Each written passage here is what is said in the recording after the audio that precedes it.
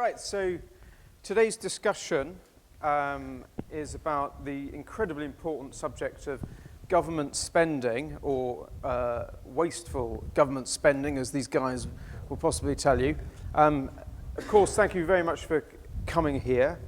We've got a lot of events like this that we really try and do, not just through term time, as it were, in Parliament, but right through the summer as well.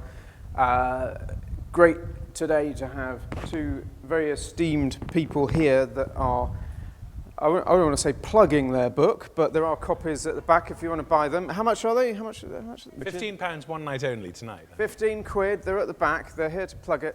But more importantly than that, we're going to have a really good discussion about government and how it spends taxpayers' money.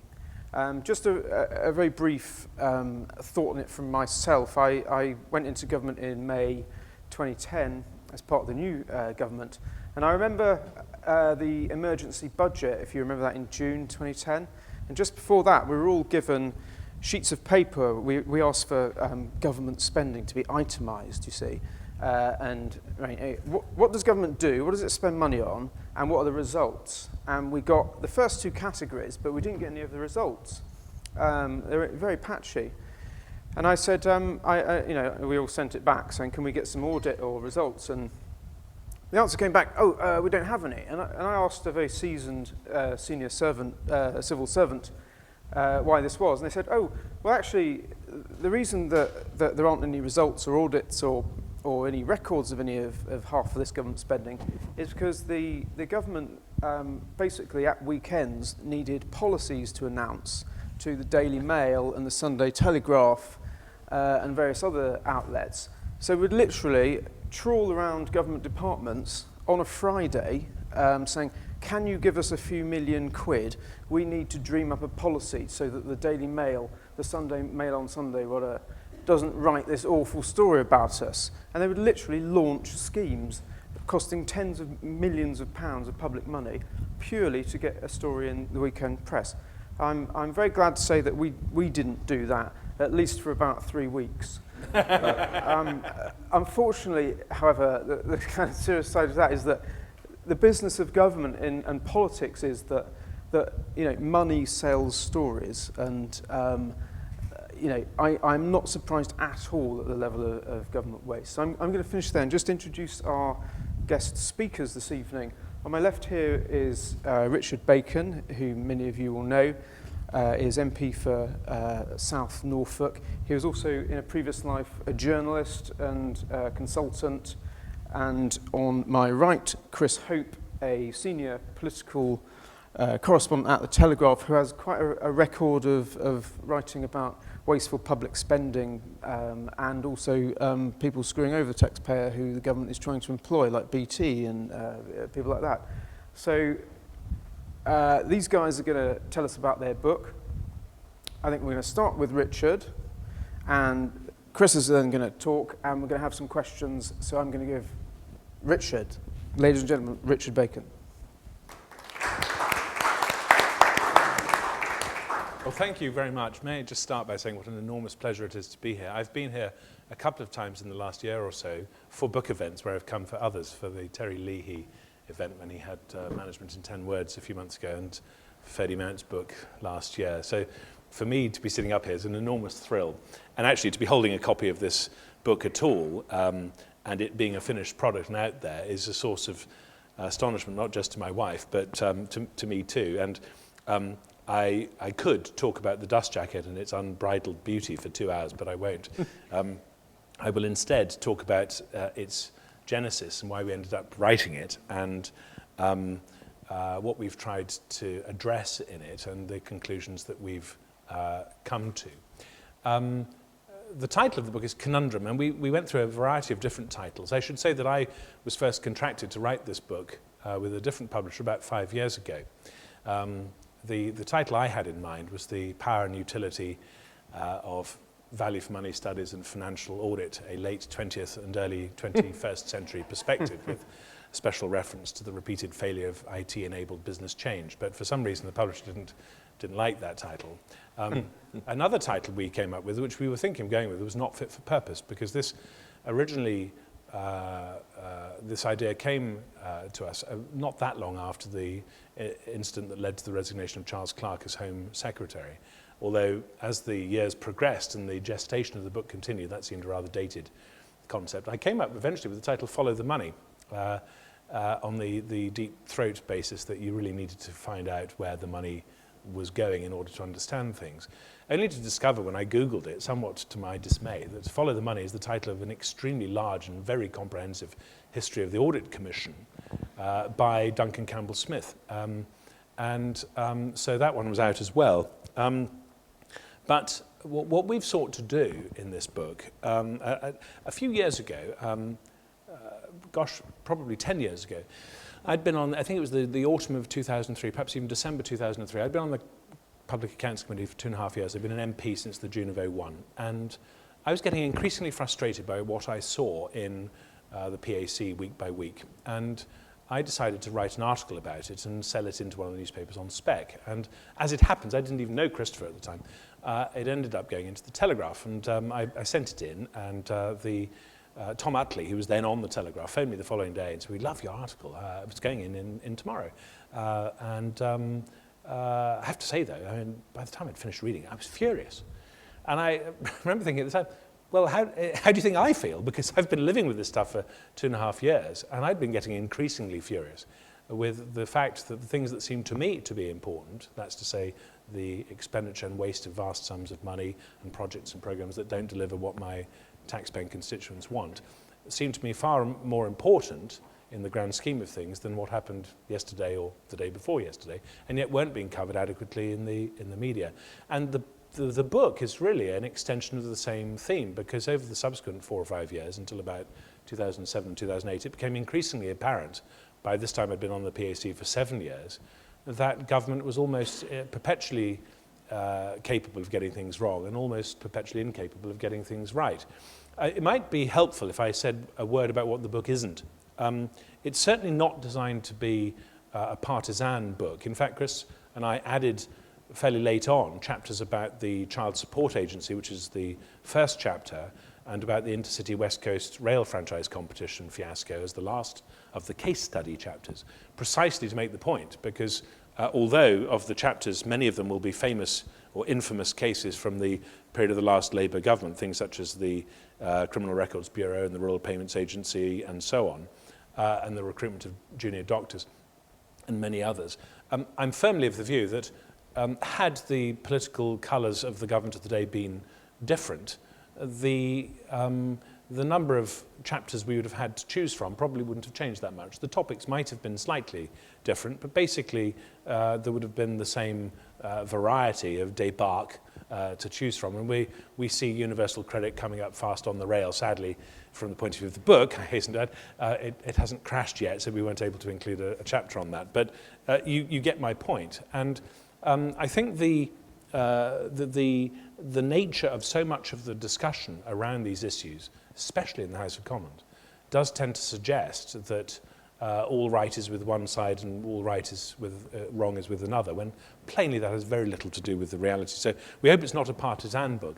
It's also not an attack on the civil service, although the civil service has a great deal to do with the way in which policies are developed and then implemented. They do so at the behest of ministers. And in a way, I first realized this when we went to war with Iraq, in a touching sort of way. It really is true that civil servants try to do what the ministers of the day want them to do, even if it's to go to war with a country that hadn't attacked us, hadn't threatened us, and didn't want war with us, in order to disarm it of weapons it didn't have. If the ministers of the day want something badly enough, and they're consistent enough in wanting it, they can usually get it. And I do think, in that sort of way, our system works. The civil service is quite responsive and does its best, even under the most ludicrous of circumstances, to try and deliver what ministers want. They might say that what you want, Minister, is completely unachievable, at least in the timescale that you're trying to achieve, or trying to achieve the various contradictory aims that you're trying to achieve. But they really do try. So it's certainly not an attack on the civil service, but nor is it an attack on ministers, because the nature of the range of pressures that ministers are under, which we explore at some length in the book, make it perfectly explicable why any set of ministers will often act the way that they do, and that they're able ever to take decisions for the long term, given the system that we operate under, is, I think, quite extraordinary. It's also not a book about IT, although it's got a lot of IT in it, in the sense that of the case study chapters, I was just looking through to check actually, the first 6 case study chapters all have a very significant IT component, and 8 of the first 11 case study chapters have a significant IT component, which is one of the reasons why we had a separate chapter specifically on IT, because to me it's very odd, and having spent 5 years hanging around the London School of Economics studying political science, and having I have an old friend who's a lawyer who I used to share a flat with him, and he used to look at my books and he'd say, your books are the books I'd like to read for fun if I had time. But one of the things that I think from the political science literature is fairly clear over the last 20, 30 years is that the issue of why things go wrong, particularly why things go wrong in terms of software and poor IT, is never addressed, even though it's absolutely fundamental to so much of what goes wrong in government. So we have a chapter specifically about the nature of IT, not only the nature of IT in terms of why software engineering is different from other kinds of engineering, but why fundamentally it's really, and it might sound counterintuitive, but fundamentally it's about people more than it is about anything else. So the structure of the book really is as follows. But after the introduction, we have the case study chapters, of which there are 12, which look at a wide variety of famous fiascos. I've mentioned 1 or 2 already. I have to say, when I was and I need to mention this before I forget, because I've got my watch here, but I will run out of time quite soon. When I was 18,000 words and 57 footnotes into the chapter on the Rural Payments Agency, which was a fairly Kafkaesque place to start, probably not the best of places to start, my then publisher said, I think you need some help. And after casting around for a while and scratching our heads, we came up with the idea of Christopher, not least because he was the perfect candidate, and also because he was my brother-in-law, so I see him all the time anyway.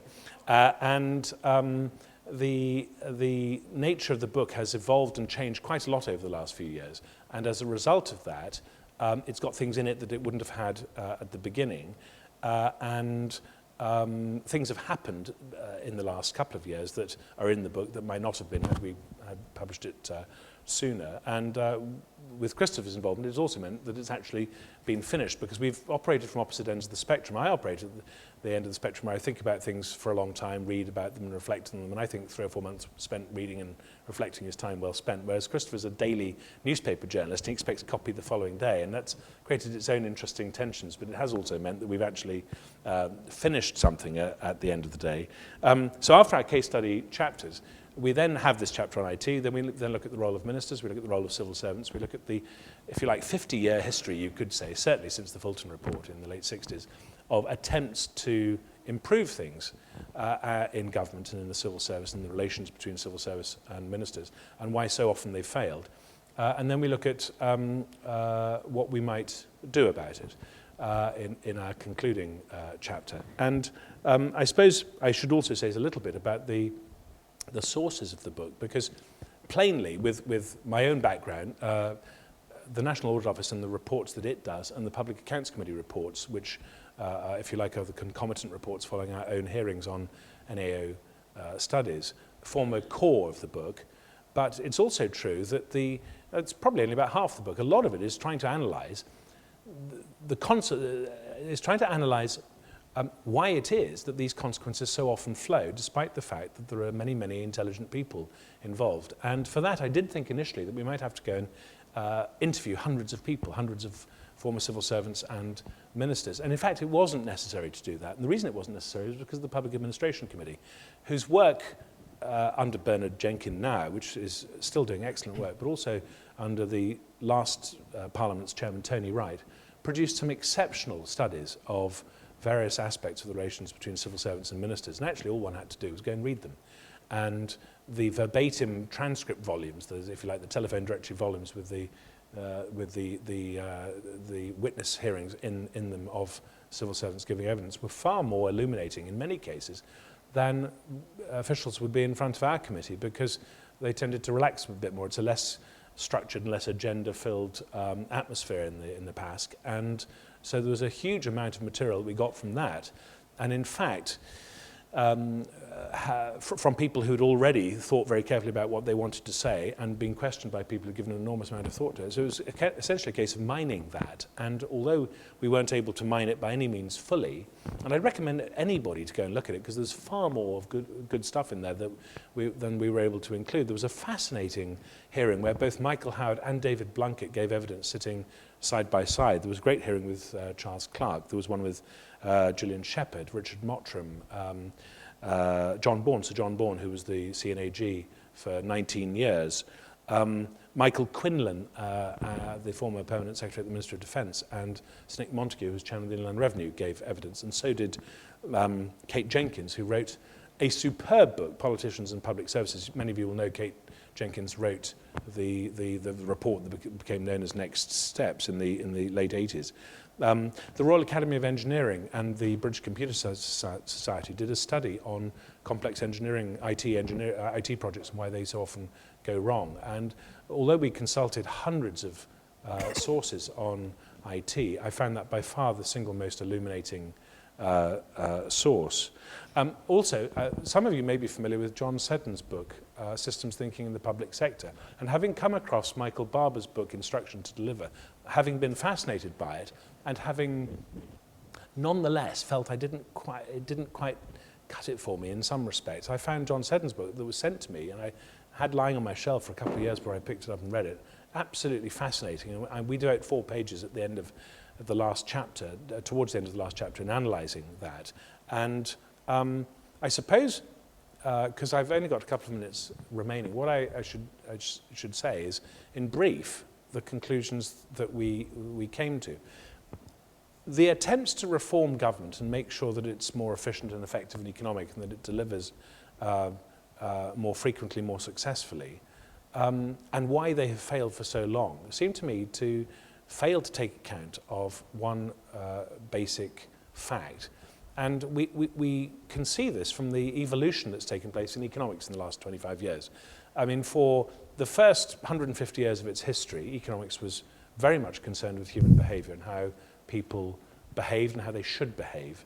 And many of you who've studied Adam Smith will know he actually wrote the theory of moral sentiments quite a long time before he wrote the Wealth of Nations. And he was very concerned with what it was that constituted right and proper conduct and the moral framework in which human activity and human flourishing could take place. And that disappeared around 100 years ago, largely because of the rise of psychology. And economics was trying to become a predictive science. It became quite obvious that this was difficult in an environment where you had psychologists and psychoanalysis making quite startling claims, I mean, quite often about sex, basically, about human behavior. And economists really fled from all of that and ran towards mathematics. That took probably 20 or 30 years, but certainly by the end of the third of the last century, and for then probably 50 years afterwards, economics was dominated by mathematics. I mean, economics at the LSE when I was there was unbelievably mathematical. And yet it became increasingly apparent that it wasn't a full account of what was going on or of how people behaved. And thus we had the rise of behavioral economics, and we've seen it claim its place, in a way, a recovery of the true nature of economics in the sense of being a fuller and better description of what's really going on than had been possible when it wasn't taking account of human behaviour. And we've seen the results of that in the Cabinet Office Behavioural Insights team and so on. And what occurred to us was, well, if that's true in economics, which it plainly is, that the failure to take sufficient account of behaviour was having such important consequences for our failure fully to understand why economics behaviour in the economy is the way it is, then of what else could that be true? Is it possible that this 50-year litany of attempts to reform government, to reform the civil service and the way in which ministers and the civil service interact has failed because we don't take sufficient account of behaviour? And if it's true, and Gus O'Donnell was always very fond of giving the example, which I'm sure many of you have heard, about the letters that HMRC would send out. Instead of sending the letter, "See you in court," it would say, "Did you know 89% of people in your part of Devon have already paid their income tax?" And for the price of a postage stamp, it produced hundreds of millions of pounds in extra tax revenue. Now, it seems to me that searchlight is an extraordinarily powerful one, quite plainly, if it can have those sorts of startling results so easily. What if we turn that searchlight onto the behaviour of ministers and the behaviour of civil servants? If we started to examine more closely why it is that people behave the way that they do. And in doing that, I in the end started reading books about primates, because actually we are social primates, and much of the way we behave is pre-wired. It's hardwired into us to some extent. And our contention is that unless we start to focus more on what it is that makes people tick, then we have very little chance, no matter how many new reform white papers are laid down for how the civil service and government ought to operate, we won't get the results that we need and that our tax-paying constituents deserve. Thank you very much, Richard. Yes. Talking of primates and behaviour, just a quick mention of the civil service. I remember actually what you said struck me. I remember when we first went in, sort of thinking about behavioural science and you know, how you could try and influence it. We asked the civil service to publish organograms in the belief that peer pressure about what they did would kind of itself create a lot of virtuous behaviour, like, you know, being careful with money, if there were operations and functions that weren't actually useful, that we would get rid of them. And I remember a small example in my own little brief. I remember there was I had, I think, 7 departments to look at, and there was one, and there was a fruit and vegetable awareness team in this organogram. And I said, I made the mistake of saying, what does the fruit and vegetable awareness team do? And the civil servants said, oh, they raise awareness of fruit and vegetables. I said, don't shops do that sell fruit and vegetables? And this it completely threw them. And I remember thinking, oh, that must be an isolated incident. Then later on, we were talking about 2 years later, we were talking about elderly care, and maybe we could invite insurance people to create insurance products around it. And they said, oh yes, we'll help them do that. And I was introduced to this 23-year-old guy who was tasked with creating insurance products for elderly care. And I said, don't insurance companies do this? Exactly the same response. So it's just the mentality and behaviour. It's a very interesting observation. I've been waffling on, but let's move over to Chris, who, if you don't mind me revealing this, said that Richard is the intellectual side of today, and I don't know what side you are. Well, no, let's hear from you. I have my role in life, which probably was to order Richard's thoughts into brilliant as they are, into a structure for a book, which is what I try to do. But what was interesting, and just in today's Telegraph, which I work for, there's a report on page 11 talking about Labour's school building was wasteful, says Gove, and in it just says just this 100 words. It says Michael Gove criticised Labour's hugely wasteful school building programme as it emerged that a state-of-the-art £24 million comprehensive will be shut 3 years after it was opened, right? 3 years after it opened, 24 million quid, shut it down. It's quite unbelievable. This goes back to Labour's Building Schools for the Future programme, £55 billion. We don't cover Building Schools for the Future. We do one about FE colleges, but it's quite similar. And the point of our book was to look at these 100 words and find out what the hell that is based on. Now, that is what we found was based on an NAO report, or a Select Committee report, a Public Accounts Committee report. Richard's deputy chairman of that committee, Select Committee report. So we drilled down into those 100 words and tried to work out what's gone wrong. And that's most of the book, 12 chapters, goes into 12 examples of appalling waste. And it was quite interesting watching how it kind of, I just noticed I spelled Knowsley wrong, I'm sorry with that. Sorry, I couldn't literally make a copy of that. What we came up with was there was no simple answer. I know it's a familiar refrain to criticise civil servants, certainly amongst people who are not from the civil service. But Richard was desperately keen not to vilify them and to make them out as the enemy, because the conundrum is, how can politicians at the top of their game, civil servants at the top of their game, come together and get it wrong. Now, how can that happen? And that's the conundrum. What was interesting to us, we developed a term in the book called Teflon civil servants. So I think I was the first person ever to read probably all of those 12 PAC reports, all the minutes, and you can recognise familiar names going through the book, like a name through a stick of rock. It'd be someone worked on, I won't name names, but worked on the passports, went to somewhere else.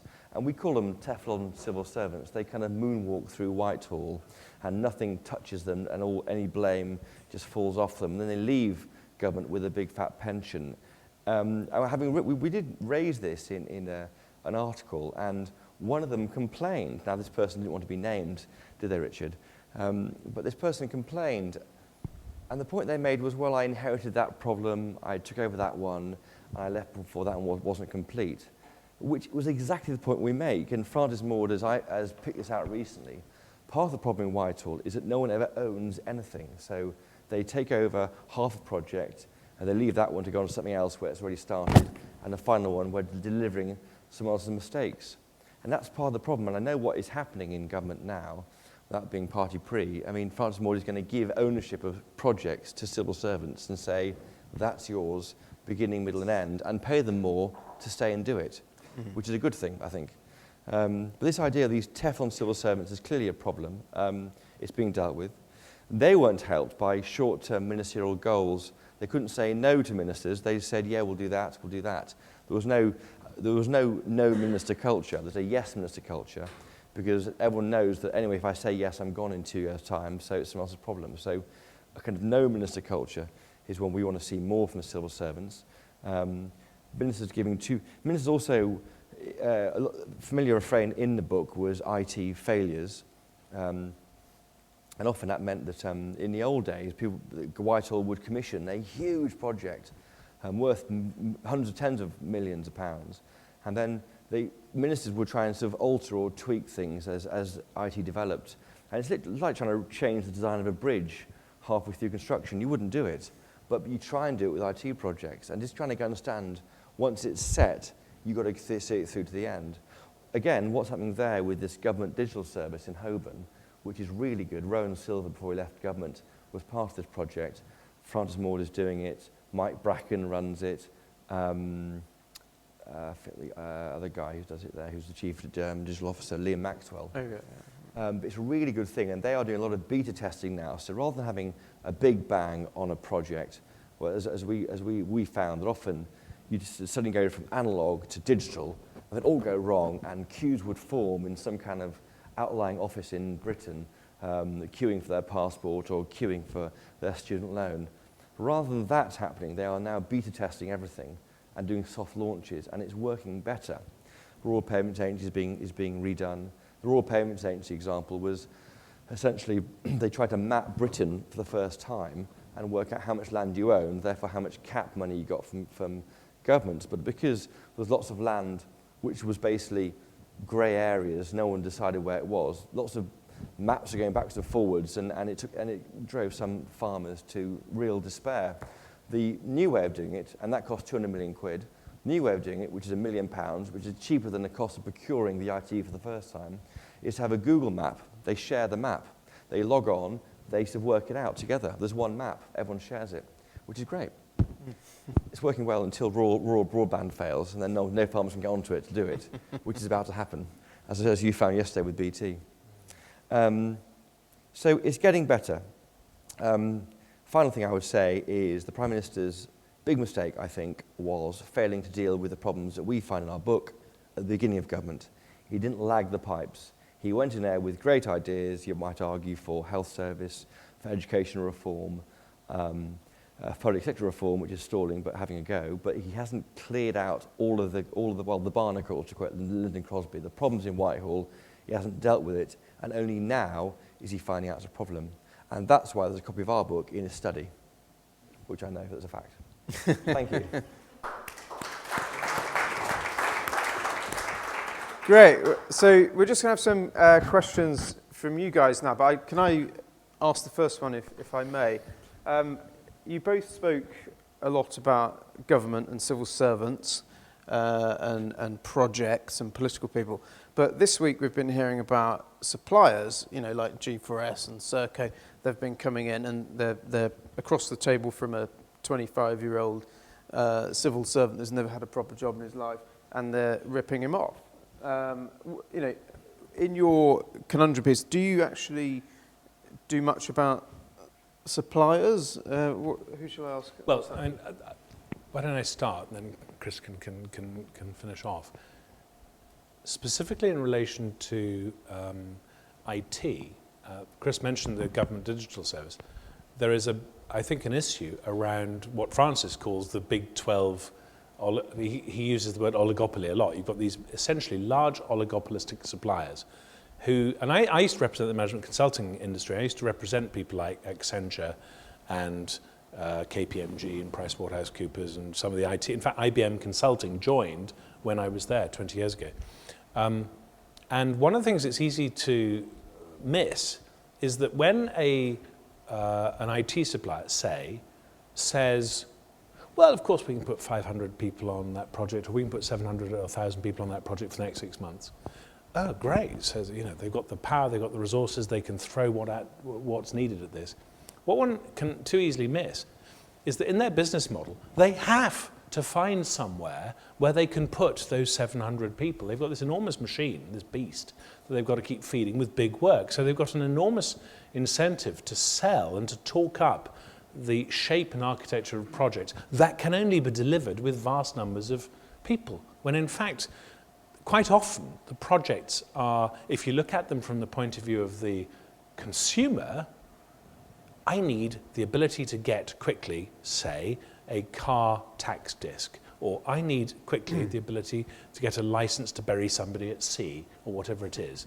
And Mike Bracken is looking through this from the other end of the telescope, which is deeply dangerous and damaging from the point of view of large IT suppliers. So if you are sitting in the middle, you're going to be being told a whole load of things by suppliers which are not necessarily true, but which are true from their point of view because they're existentially important that they remain true. There's that problem. The second problem is the naivety. I mean, it is extraordinary to me that, I think they probably mostly know this now, but over the last 20 years, and certainly it was true in some of the early PFIs, many civil servants didn't appear to realise that private sector players were profit maximisers. Given the chance to make more money, they would do so. And if there were a chance to come up with a fixed solution for a fixed price that privately they knew wouldn't really work properly or wouldn't work adequately or wouldn't work for more than a few years before it would have to be changed, so that there would be changes for which they could then charge an inflated amount, and then did so. And then, I mean, there was a wonderful phrase in one of the NAA reports on PFI a year or so ago, because they've been doing, we've had 60 or 70 reports on PFI during the time I've been on the committee, but they did a wonderful landscape study a few months ago, about a year ago perhaps, in which they said, as the phrase was, that really lit the light bulb for me, was, as contractors look to develop their income from the contract. And I thought, well, hang on a minute, a PFI contract, you're going to do this, you're going to pay that. What is there to develop? It's all been agreed at the start, except, of course, we all know life isn't like that. And over a 35-year period, you can't possibly work out what is going to be the need in N number of years' time. And they know this, and they rely on that in order to inflate what they do. And I think the naivety of the public sector authorities with whom they're dealing is a significant problem. Exactly right. What they do in government is they prescribe the size of the contract and then ask who wants to do it. Why not say, here's, as you say, here's what we need, which is a deliverable car license. What will it cost you to do it? You know, and make a bid. But it's always the wrong way around. This prescription of sort of putting this kind of construct on a job, and then of course they inflate or decrease the size of their bid to suit the money on offer. So Mike Bracken is trying to do that. And crucially, what's happening is a lot of the big IT deals signed by Labour are ending in about 2014. So if the GDS gets it right, then it will be a massive saving for the government. And that's why Francis Moore is so important for cutting the deficit, because if he can, because this guy is Cabinet Office Minister, is in charge of this project, if they can start really eating into IT costs, it will really help, help the next government, I suppose. The trouble is there are a very large number of people who want that not to happen. And they're very good at, they will invest a huge amount in sales and marketing and in sowing just the right amount of doubt in the right places. Yeah. I mean, to give just the example of rural broadband, we had a 4.5-hour hearing on rural broadband yesterday based on the NAA report. And we had some fascinating witnesses. We had a pre-panel, which is usually a bit of a ho-hum affair. It can vary with the topic, but this was fascinating because we had not only the guy from BT, whom someone described as an evil vampire squid consuming everything in its path, but also somebody from UK Broadband and somebody from the trade body, and Dido Harding from TalkTalk. And what became quite apparent was that, to go back to your example of the government kind of pre-cooking what's going to be available, instead of saying, what we want, this was when the white paper, if it was a white paper, I'm not sure, but in late 2010 when it came out, the government announced its broadband strategy, said we've got 500 million quid, and here's what we're about. And what very rapidly came out of it was a discussion that resulted in people saying, including particularly the government, for the amount of money available, we can get 90% coverage. And that was set in aspic right at the beginning, or nearly right at the beginning. Originally, it had been 100%, but that was dialed down quite quickly, which hugely skewed the playing field in favour of the incumbent provider, BT. Had they said, here's the benchmark, we want 100%, we want everybody to have access to superfast broadband. Now, here's how much money we've got, 530 million quid. Now, compete to show us how you're going to do it. And if they'd done that, many of the newer providers would have said, well, you can't do all of it like that, but using the BT cabinets and using the existing infrastructure and adding it on with a variety of mixed delivery and using fixed wireless in these places, you can, by a variety of delivery methods and by innovation, you can deliver that for the price. And actually, in that last 10%, the innovation would have got you more for less. But by dialing it down to 90%, they've hugely unleveled the playing field in favour of BT, and they've made the getting of the last 10% almost impossibly expensive for anybody to deliver. So that is now the starting point. We are completely in the wrong place, as the Irishman said. I would describe BT, sorry, go on. I would describe it as a self-licking lollipop. Yes. It licks itself, and everyone gets rich or BT fat. is a very difficult example, actually. But anyone in the audience would like to raise a point? Yes, please. Yeah. One of the things you frequently hear is of civil servants having a budget, and they get to the end of the year and they haven't quite got through their budget, and they feel that they've got to go and spend as much as possible, because if they don't spend, it's going to be taken off them. To what extent do you feel that there are structural problems in the way that we manage that? I mean, that we have created perverse incentives to spend money that the people spending it know doesn't make sense, but they feel obliged to do so because of the structure that they've been presented with. Let's go to Christopher. Well, it is well known that basically what you're describing is that if the money isn't spent, then the money isn't there next time round. So you find around the end of March all sorts of things being offered in. And again, it's basically filling the hole, or basically finding something to do with the money, or else you lose it. And that's part of the problem. I agree. I mean, entirely is a problem. Has anyone ever suggested a different way of doing it? No, because that's how spending rounds work in government. I mean, it's what George Osborne does. They all fight so hard for their boundaries, and they still want to make sure they are not going to lose it because they risk losing next year. It's absurd, isn't it? I'm not sure what the answer is, because it's how it works. A problem common to the private sector as well, as I'm now finding out. But,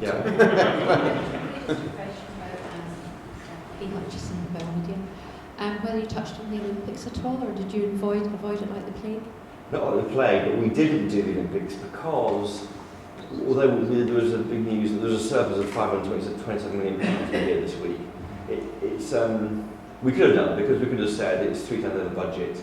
You know, it's all, I think, was the wrong moment. We didn't do the Olympics. Well, and nor do we do legacy, but the whole book on it, nor MOD spending, which is a huge thing, which you deliberately didn't. We deliberately avoided MOD, we deliberately avoided PFI, and actually we didn't so much deliberately avoid the Olympics. I was looking at a lot of Olympic stuff because the PAC's looked at the Olympics. In fact, for the last 5 or 6 years we've been looking at the Olympics. David Higgins, who's now at Network Rail, the Chief Executive of the Olympic Delivery Authority, came to see us about once a year for 5 years in the run-up to the Olympics, and we knew about the problems with the aquatic centre, and it would be difficult to deliver within the available budget 4 or 5 years ago. I have to say, though, having met him quite early on, it gave me a lot of reassurance that eventually it would be delivered and it would work, because exuded confidence. It's not just that he exuded it, he had a professional team around him. He was the guy who delivered the Sydney Olympics successfully.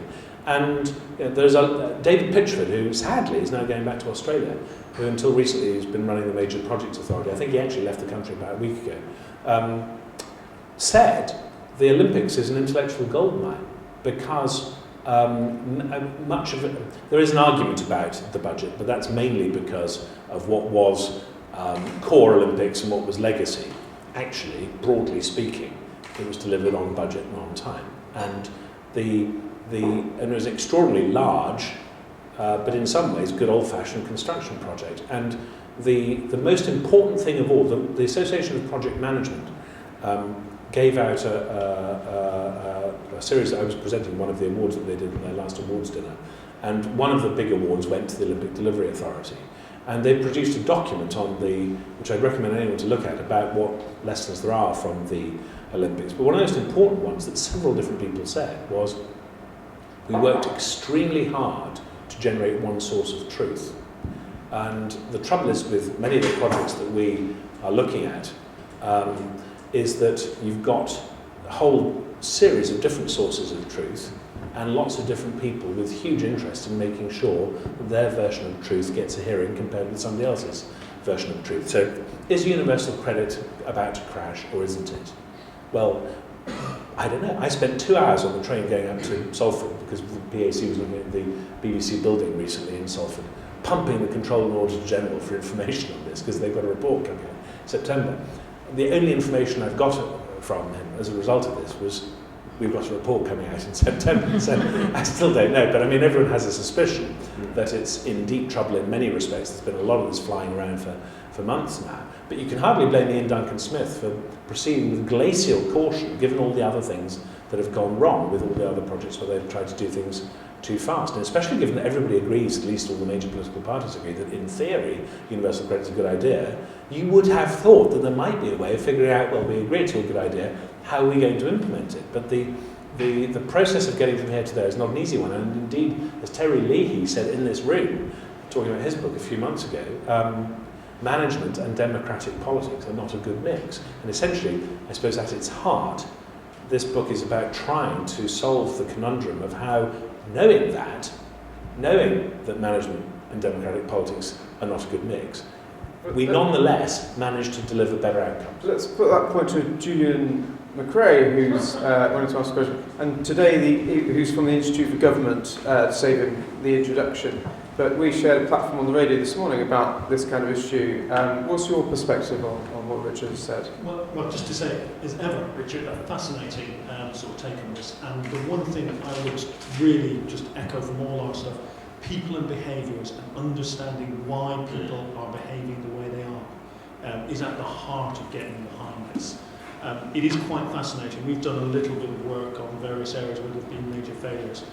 The degree to which people are aware extremely early on that something is fundamentally going to go wrong in this, and it continues. And I can talk to you, probably not quite as openly as this, but you know, there are various conversations that I've had around various things which you're talking about now.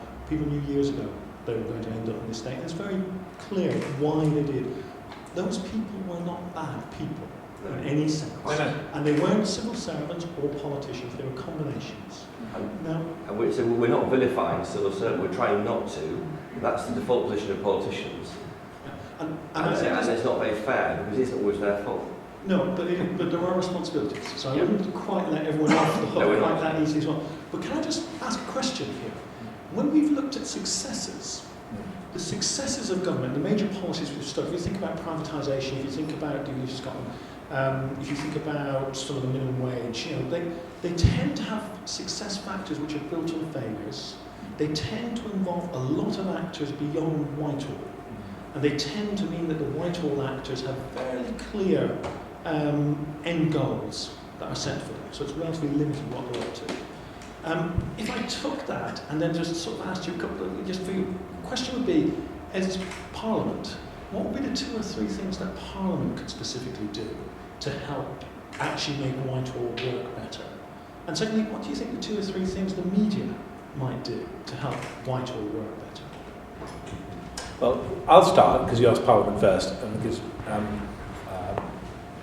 I know one answer, which actually comes out of the chapter on IT, which when we went, we went to see Government Digital, so actually it was Christopher, because I couldn't make it that Monday, I was stuck in my constituency. So Christopher went off to see Mike Bracken at the GDS. One of the things he said, which we quote in the book, was, Mike Bracken used to run the Guardian digital offer and was the head of IT, I get his job title, but he's come into government as a complete outsider, and one of the things he said was, because Chris talked about these beta projects that they did, they essentially, when they wanted to do a discrete piece of work, they take a small team of 12 software engineers, they put them on something for 3 months, and they say, see what you do with that. And he says, which we quote, if it's not going to work in the first 3 months, in the first 12 weeks or so, then it's probably not going to work. And I think one of the things that we have to get better at is accepting we want lots and lots of small, early, cheap failures. And that is, we quote the David Weiss, who wrote the Google story in the book, saying, I think he was quoting Sergey Brin, one of the Google founders, saying, we run Google like a university, we have to try lots of stuff. If we're going to have any successes, we have to have lots of failure first. Take the passport agency.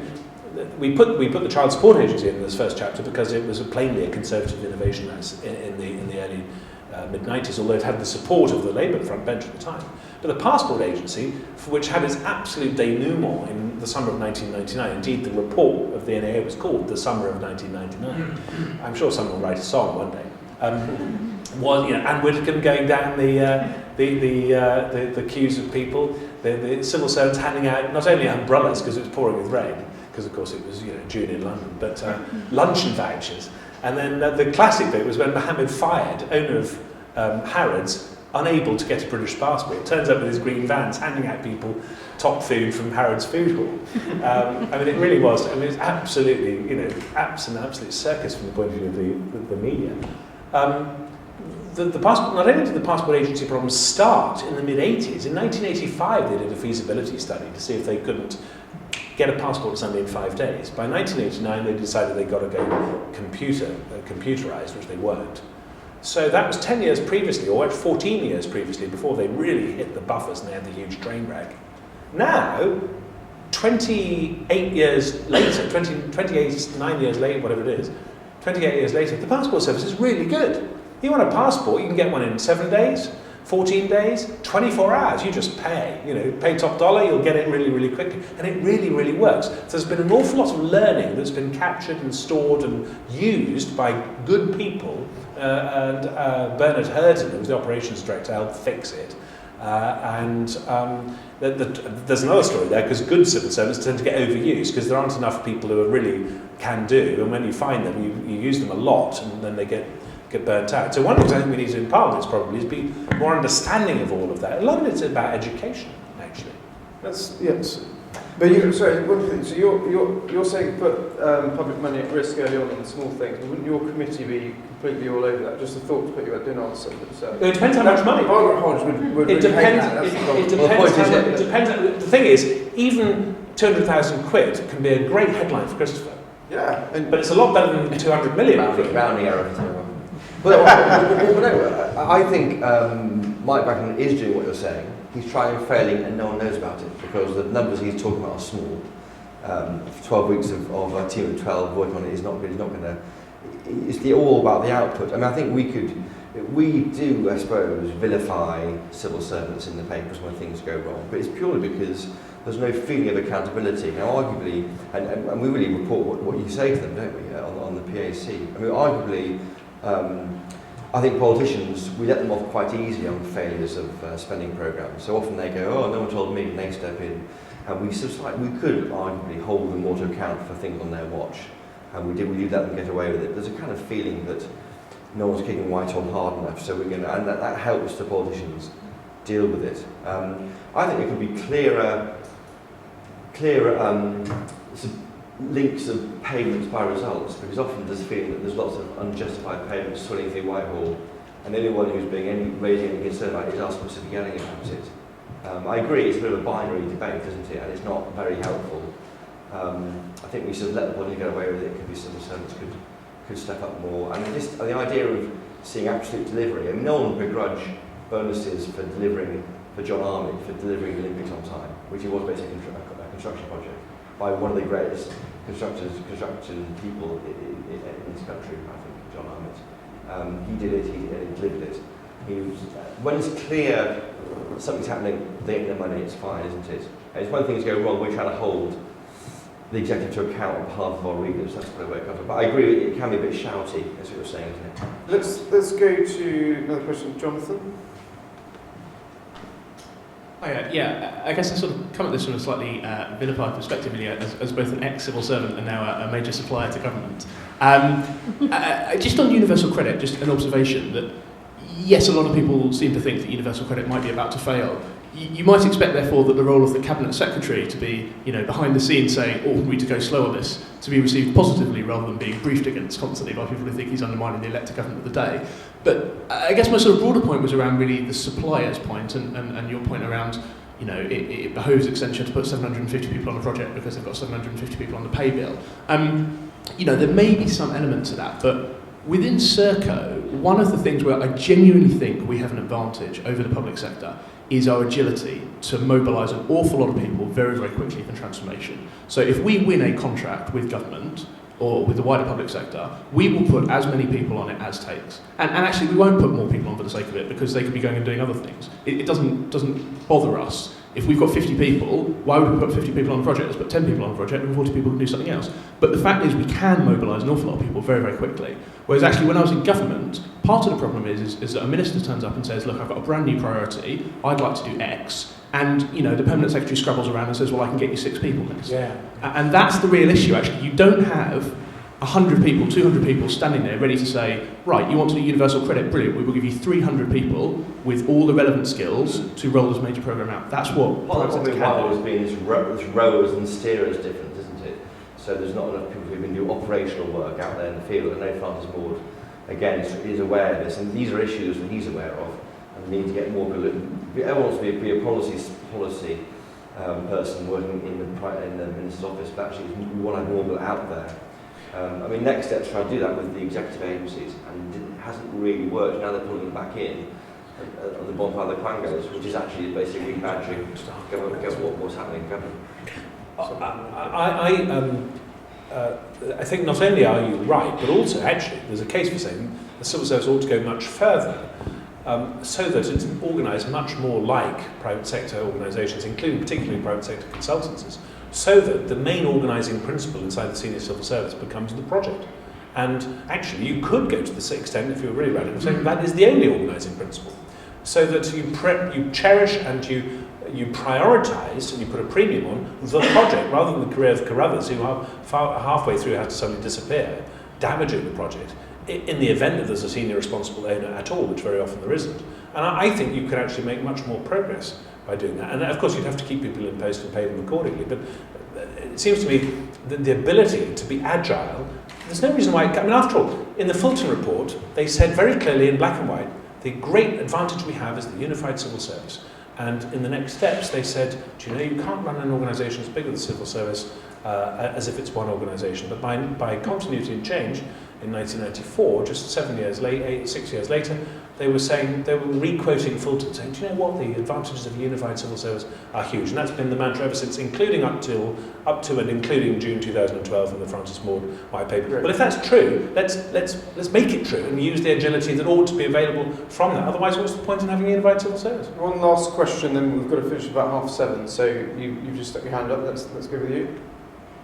I just wonder, the 2 stories of the day that seem to be, the first one was the rather bit of a steer around the Department for Education, where it seems that quite a lot of civil servants are now working, lo and behold, on free schools and academies.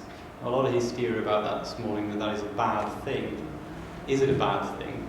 The second question is really a response to your point around IT. And I wonder, when you said that it should be a fixed project, it needs a fixed start and a fixed end, if based on the fact that you often don't know the solution that you need before you go into it, it is actually that the procurement contracts are too fixed at the beginning and don't have the flexibility within them to adjust and adapt to the beta testing that's required.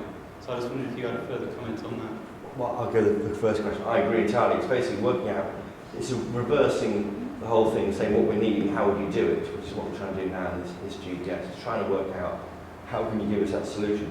I think if you go back to, say, on policy, also the government fails, say on the Liz Truss childcare ratios, which was a great idea, I think that failed because of, if I may say so, I think Liz Truss's background with a think tank meant that she got so obsessed by ratios, she forgot what she was trying to do, which was basically reduce the cost of childcare.